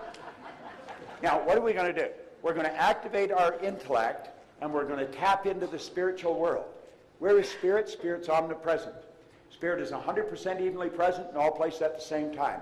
What is spirit? Spirit's all-powerful. Spirit's all-knowing. Now think of this. All the power there ever was or ever will be is 100% evenly present in all places at the same time. All the power. You never have to worry about having enough energy. I was 75 a month ago. I've got more energy than most people 25. If I took you on the road, I'd probably wear you out and send you home. Where does the energy come from? Well, it comes from inside. You've got it. It's 100% evenly present in all places at the same time. Then all the knowledge. Where's the knowledge come from? Well, it's spirit. I'm spirit. It's spirit. all the knowledge there ever was or ever will be is 100% evenly present in all places at the same time.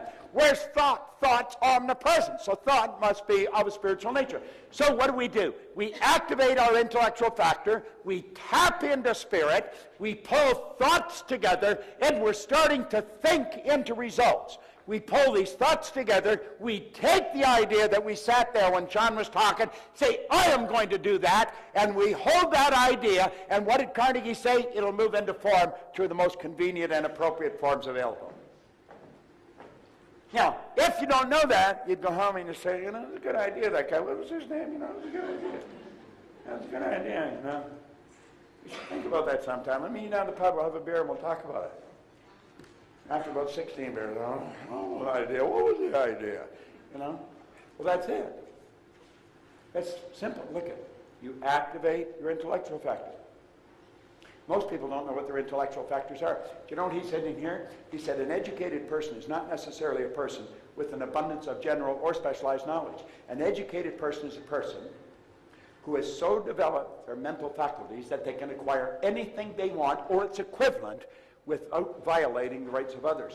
Do you know what your mental faculties are? Now think.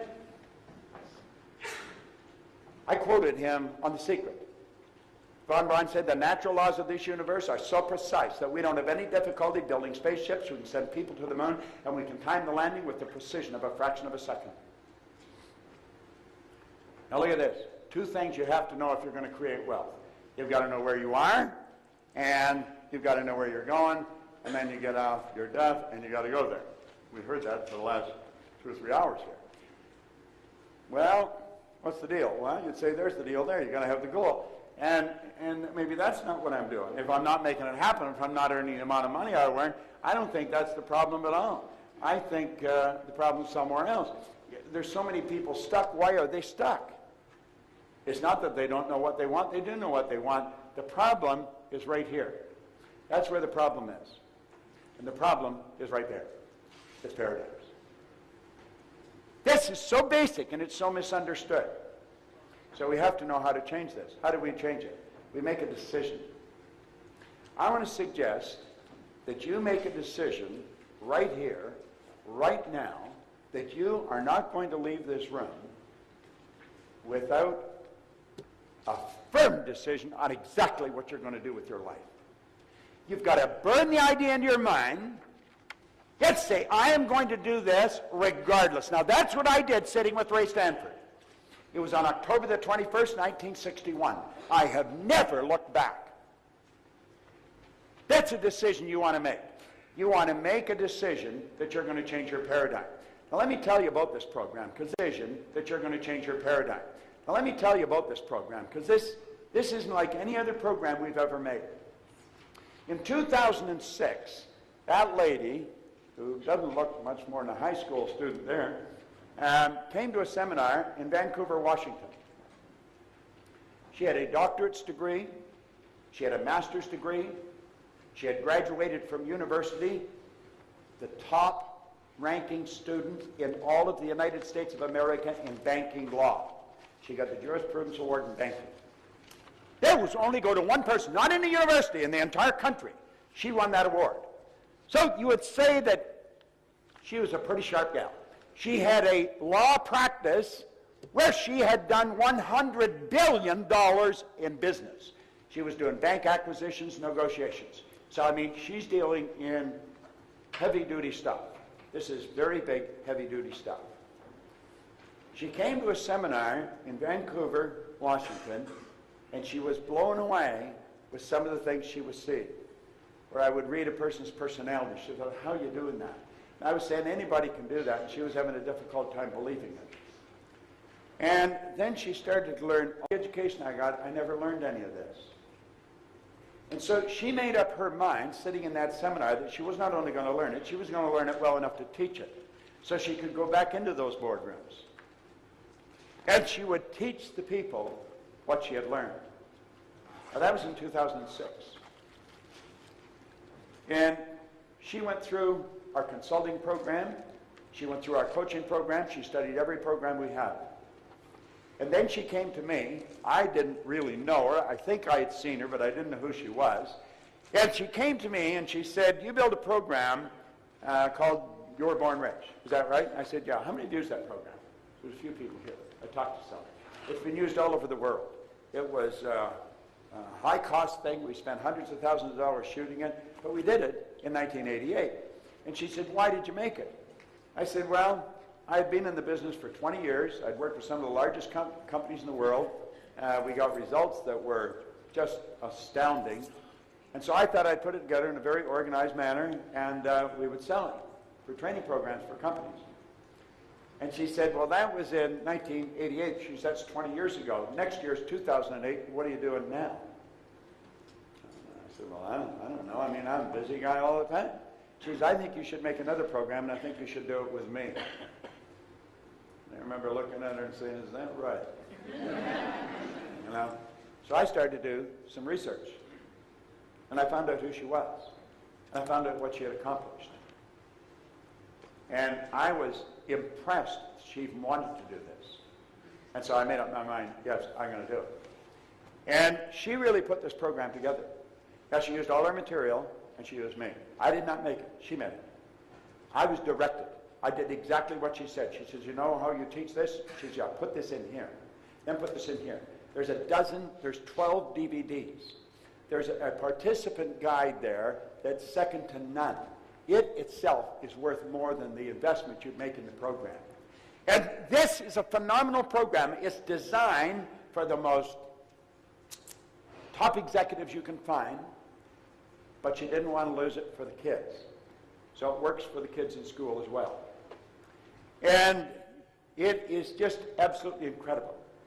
When it first went on the market, it hasn't been out too long. There's one company that has 850 of their people using it.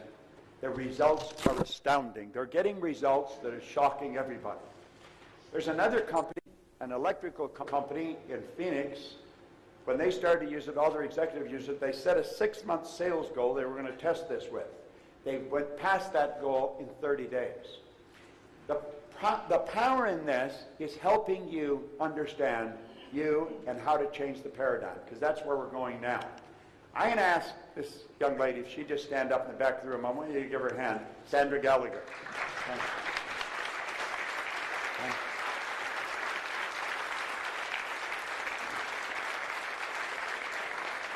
Now, I have been so absolutely blown away with what she knows and what she does. She's absolutely brilliant. Our company is really run by women. I don't run our company. She runs the company. In January of this year, I asked her to take over as chief executive and president of our group of companies. We have a number of companies that operate in various parts of the world, and she took it over. In May, she closed her law practice of over 21 years, a very lucrative practice. She's one of the highest paid lawyers in America. But she got into this, and she realized it was important that people learn this information. Now, you're looking at this, and you say, how is this different from other programs? There's no other program in the whole world that is like this. First of all, I don't know anybody that really teaches what I teach. The people that taught me have gone. I am now teaching it to people to teach. Steve McGowan is one of those people. And we run classes. The next class is in January, and we teach it in Delray Beach, Florida. It's a week-long certification program. But that's what that program is. You've got it there. You fill in the sheet. It'll be sent to you. This is something I want you to really focus on. You and I think in pictures. We think in pictures. If I asked you to think of a feather, you don't think F-E-A-T-H. You get a picture of a feather. If I asked you to think of a hot air balloon, you get a picture of one.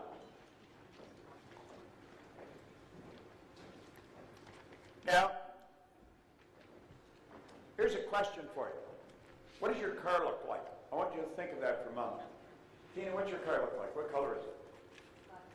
It's black? 2-door, 4-door? 4-door. What color is the interior? Gray. You didn't have a difficult time telling me that, did you? As a matter of fact, as you're telling me that, you're seeing the car in your mind, aren't you? Yes, you are. You have a refrigerator in your kitchen. What color is it? It's what? Stainless steel. 2 doors? Top and bottom? Do they open from the left to the right or right to the left? Left to the right. Now, you just went in the kitchen and looked at your refrigerator, didn't you? Tell me what your mind looks like. Now, I want you to think of this for a minute. Tina had no difficulty telling me what her car looked like, what color it was, what the interior was, what the refrigerator looked like, whether it moves from the right to the left to the right. She actually went and looked at her car. She went into her kitchen and looked at her refrigerator. Although her eyes were staring at me, she was mentally in her kitchen. What does your mind look like? Fairly cluttered. Is it big? Bigger than the bread box? Bigger than the bread box. What color is it? Pink. It's pink. Is it dark pink or light pink? Always a mixture of both. What color is mine? Mine's whitish. Yours is pink. How come I got white and you got pink? You're just making this up as you go along, aren't you? You don't know what the hell it looks like, do you? No, you don't. Would you agree, Tina, if you want to make a quantum leap, if you really want to make things happen, you've got to move some things around in your mind. Would you agree with that? But you don't even know where your mind is. No. Where is it? I think it's up somewhere. You think it's up here, somewhere up there. Whereabouts, though? Is it the front or the back? I believe, or I perceive, it's there somewhere. It's somewhere around there. You're thinking of your brain, aren't you? But your brain isn't your mind anymore than your fingernail is. See, most people get off the track here. And I'm not embarrassing you, because if I went around the room, how many of you are in the same spot as Tina's at? Everybody's got their hand up. Well, I don't know what my mind, where is my mind? You know? And we don't know where our mind is. Well, that's a serious problem. Because you see, as we ask ourselves, what does our mind look like? We don't know what our mind looks like. We're stuck. We can't tell what our mind looks like. So questions fly on the screen of our mind. Now understand this. If you don't have an image, you've got confusion. Let's suppose I ask all of you to help me change the setup of this room. And you all agree you'll do it. Yeah. And I say, okay, let's go change it. You jump up and you grab a chair and you look, what's he want us to do? I don't know. Ask him. No, you ask him. No. There'd be absolute chaos in here. You know why? No picture. But if I said, let's change the setup of this room, we're going to make that the front of the room, this the back of the room, bang, like that, everybody could be moving and we'd have it all done. You know why? You got an image. Well, when you try and change something with your mind and you don't have an image, you've got confusion. Now, out of confusion will come order. And it's a higher degree of order than that which existed prior to the confusion. Now listen. Now listen. When my life changed, I wanted to know why it changed. If your income goes from 4,000 to well over $1 million, the odds of you wanting to know why did it happen, you'll probably just enjoy it. But I was a bit of an oddball in that respect. I wasn't satisfied with just, I wanted to know why. Why me? I did not believe that there was some emotional or capricious God that picked me out from the crowd. I just didn't believe that. But I knew something happened. And I just said, well, I'm cleaning floors. But there was other people cleaning floors. They didn't enjoy the success I was enjoying. How come me and not them? Why was I so... I could go into a city and nothing flat. I'd have a business going. I wanted to know why. Because I wasn't even very bright. And I knew I wasn't very bright. There was all kinds of things about business I didn't understand. And so I started to look. And I realized somebody had to know, and they've either written in a book or they're talking about it. I made up my mind I'd read every book that was ever written if I had to. That was the first book I read. That was the only book I had read. I was 26. I didn't even read comic books. Today, Earl Nightingale one time said, if you surround your mind with greatness, some of it will rub off. I've got a beautiful library at home, and I have to expand on it because they got more books now than shelves. I've got about 3,000 books on the shelves. They're all in alphabetical order by author. I got a small table that I put in the center of the room. That's my office. It looks out on a beautiful garden. I sit there and I'm surrounded by all this wonderful information. First thing I do when I get up in the morning, I go out and I just at random pick up a book and I sit down and start reading it. I want to study it. I want to expand my mind. I want to know more. Well, I want greater order. And all this studying, but I still couldn't tell you why I was winning and why others weren't. And for the same reason, corporations are stymied trying to figure out how come one will and another won't. Why does one person buy Sean's program and never even do anything with it? Another person becomes a multimillionaire. Now, there's very few that become the multimillionaire. There's a lot of people buy it. They don't know what I'm going to show you. You do know it. I'm going to show you, and I'm going to show you how you can change it. Yeah, there isn't one person in this room that couldn't become a not a million, million's not even much anymore, a multimillionaire, if you will do what I tell you. Now listen, I came here. I didn't have to come here. I wasn't looking for things to do. I had to get up at 5:30 in the morning and drive for 3.5 hours to San Francisco to fly here. And I've got to be in Toronto on Monday. I'm not just looking for things to do. And somebody asked me what makes me text. I want you to understand what I understand. Because I know that you're capable of enjoying a hell of a lot more life than you're enjoying. And the more money you have, the more freedom you can have. Money's only used for two things. It's not going to make you a better person. It's going to make you more of what you already are. If you're a miserable SOB, you're going to become worse. It's true. If you're a nice guy, you're going to become a nicer guy. Money is a magnifier. It's used for two things. One, it's used to make you comfortable. The more comfortable you are, the more creative you can become. The other purpose is to extend the good you do far beyond your own presence. I am doing good all over the world, and I'm not even there. I had a beautiful letter somebody gave me from Nairobi or somewhere. Who gave me that? Is there somebody here that gave me that, or from somewhere in Africa? What? At any rate, I'm helping people there. I haven't even been there. People in Australia, in Singapore, KL, Taiwan, India, Israel, Europe.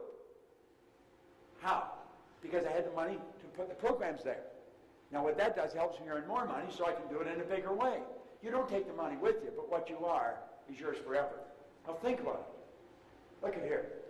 Dr. Truman Fleet was very involved in the healing arts way back in 1934. He said the mind is an activity. It's not a thing. However, we've got to have an image if we're going to have order in the mind. He was very involved in the healing arts, and he realized when you're treating the physical, you're merely treating symptoms. You're not treating the person. You're not treating the cause of the problem. So I said, you've got to get into the cause of the problem. You've got to treat the whole person. You've got to treat the body, mind, and soul. You've got to get the whole person. Yet he said, to do this, we have to have an image. So he said, since nobody's seen the mind, I'll make an image of the mind, and this is what he made. Now, a lot of people will look at that, and they'll sort of smile. I'm going to tell you, that is an absolute genius. I've been studying for 9 years trying to figure out why I changed. I had a guy sit down, and he drew that on a piece of paper. My whole world changed in a few minutes. He said, let that represent the mind and the body. Now, we know about the conscious mind, the subconscious, and the body. We read about it, but we really don't understand it because we have no image to work with. If you will let your head represent your mind, everything from the neck down represent the body. Now, the mind isn't just in the head. The mind's in every cell of your being. Mind is an activity. Body is the manifestation of the activity. Now, the conscious mind is the part that you think with. That's the thinking mind. That is what we call the educated mind. That's where the intellect is resident. But that doesn't do any of the work. That's the part school focuses on. They want you to gather all kinds of information. The subconscious mind is the emotional mind. That's the part that motors the body. If you don't get it into the emotional mind, you're never going to do it. And that's where the paradigm is, and it stops it. Let's look at it another way. This part of you can choose. It can accept or reject. It can originate information. This is a phenomenal mental tool we've got. I'll give you all these PowerPoints and you can edit them into the show. All right? If one of you guys give me a stick at the end here, a jump stick, I'll give them all. All right? So there you choose, accept or reject, originate. The subconscious mind operates quite different. It has no ability to accept, or it must accept. It has no ability to reject, and it cannot differentiate between what's real and what's imagined. Peter O'Toole thought he was Lawrence. He got the idea in there so strong, he mentally became Lawrence. He was not acting. He was living the part. Watch the great actors. They're not acting. They're living the part. That's what you want to do. You want to build a picture of how you want to live and then live it. And absolutely refuse to let anybody else's opinion sidetrack you. Life is short. It can be phenomenal, and you really want to live it. This is what this program teaches. Okay. I'm going to give you the information you need to reach that goal. You've got to say, I'm going to do this. Come hell or high water. I know I I don't know how to do it. Hillary didn't know how to get to the top of the mountain. I had the fortune of working with him on 3 different occasions. The only difference in him and you and me, he's a big guy. How did he get to the top of the mountain? He decided he didn't know how to get there. He went in 51, he failed. Everybody thought he was crazy. He's a beekeeper from Auckland, New Zealand. They said, you can't go up that mountain. Anybody who's ever seriously tried has died. Nobody's been up there. Here's so thin you can't breathe. He said, I'm going back. Well, then they got angry with him. And in 52, he went back. He didn't get to the top of the mountain. He failed miserably.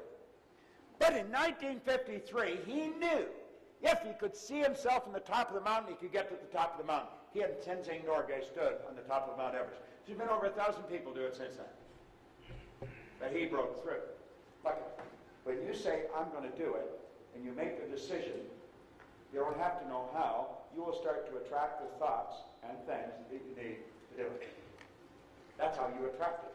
You make the decision, you move into the new vibration, you flip your brain onto a different frequency. This making sense? Yeah. Makes a lot of sense, doesn't it? You're not going to solve your problems on the frequency that you're thinking on. You've got to make some decisions. And they may seem radical to you, but you've got to make it. Look at this. This is your conscious mind. It's also referred to as the intellectual mind. There's the subconscious, that's where the paradigm is. Well, understand this. The law of attraction responds to the paradigm. That's why people wonder why they're not winning. God, they're studying and they're not winning. They've never changed the paradigm. They don't understand how to change the paradigm. They read the book. They said, I read that book. How many times did you read that book? I've been reading this copy since 1963, and I had one for a couple of years before that I was reading. I carry this, and I can't keep these in stock. I'd give you this, only it's Sandra Gallagher's book that I gave her a little note in it for. But I just keep reading it over and over again. Now look, here's the mind. There's the body. We'll break it into two parts, conscious, subconscious. Here's your sensory factors. This is the way we're raised. These are like little antennae, and almost all the information we get from outside world. We're not taught the inside world. You sort of fascinated the way I was reading your personality? Yeah. You were, weren't you? I could tell. Both of you were. Yeah. Would you like to be able to do that? Yeah. Well, you can do it. If I can do it, you can do it. See, we've got to get to the point when we see somebody else do something, we've got to know we can do it if we want to. I see many people doing things that fascinate me, but I don't want to do them. You know, like I watch Cirque du Soleil. I don't want to be one of those people that dive under the rafters into a little hole of water. But that's how we live. We live through these senses. Well, we've got to understand that our conscious mind is also our intellectual mind. And we've been gifted with intellectual factors. And the intellectual factors have the power to get rid of the paradigm or to change the paradigm. I don't think you get rid of it. You change it. You raise the bar. You've got these intellectual factors, the perception, the will, imagination, memory, intuition, and reason. And they're powerful tools. What I was doing, explaining your personality, I was just exercising my intuitive factor. I just walk by and pick up your energy. I mean, it's a simple thing to do. It's like I know you're a man, you're a woman. And anybody can learn how to do this. I haven't got time to do it for everybody in this room because that's the first thing they want me to do. Read me and read me. Well, you already know what you're like. You don't need me to tell you what you're like. I just do know what you're like. All right? Well, if we will use our intellectual factors, we can say to the paradigm, goodbye, and we can get rid of it, and we can make a new one. Now, let me ask you, how many would seriously, I want you to get honest with me and with yourself. How many of you would seriously like to have a deep understanding of how to control this paradigm? Everyone would. How many of you would really like to master one of those simple programs he was showing? It's not simple to you because you don't understand it. Now there's paradigm. How many of you would really like to master that? Then do it. Don't screw around with it. Do it. That's exactly what you have to do. If you will do it, I guarantee your life will change. If you're taking notes, write this down. Brian at bobproctor.com. BRIAN at bobproctor.com. And just send an email. Say, please include me in insights. And I will send you, where you got it. Can't you just imagine my mother saying, okay, Bob, I'm going to tell you this once. You better not screw up. Remember, your name's Bob. You and say, "Hi, I'm Harry. Who are you?" I don't know. Mother never told me. No. How many times did you hear no? How many times did you run to your parents and say, "I want this"? Now, how are you going to do that? To think there was even the remotest opportunity to say, "Well, I'm going to build an image, and I'm going to internalize it, and I am going to set up an attractive force because I'm going to alter the vibration that I'm in." They said, "How are you going to do it?" You didn't know how you were going to do it. And you know, by hearing that over and over and over, if you've got an idea fixed in your subconscious mind, you better know how to do it, or you're not going to get it. You don't have to know how to do it. You don't even have to know how you're going to buy this. You only have to know you are. And the second you make the decision, the information starts to flow into your consciousness. I had no idea how I was going to build this company. I have no idea how I'm going to expand it.